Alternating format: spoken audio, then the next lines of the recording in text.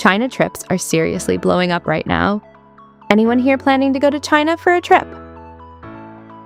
If you're planning a trip to China, this video might actually be useful.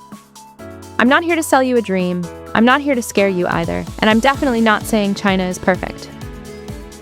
I'm just answering the questions people ask the most from a local's perspective. Especially the last one. It's something a lot of people are curious about. Alright, let's get started. Question 1. Is it safe to travel in China?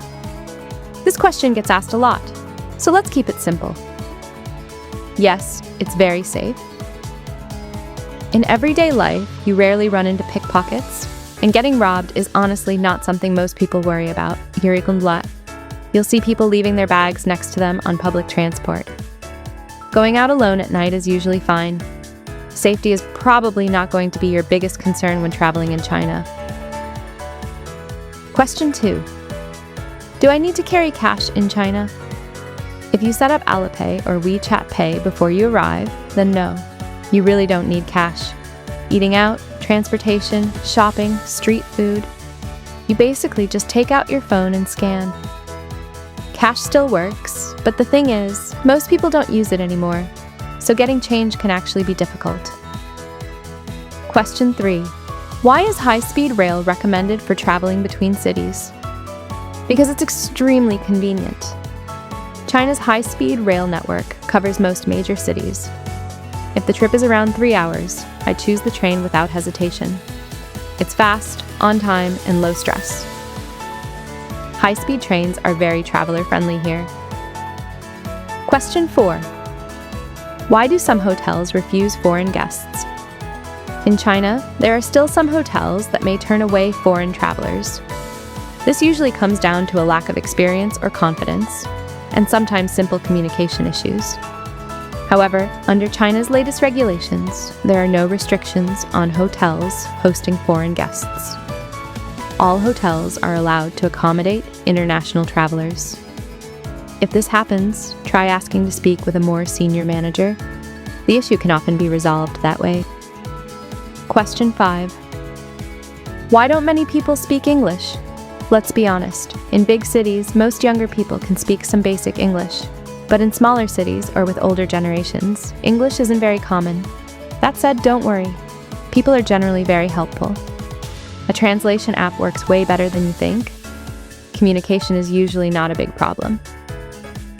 Question 6. Why are there so many security checks? You'll notice this pretty quickly. Airports, train stations, subways, and even some tourist attractions all have security checks. In China, this is just a normal part of daily life.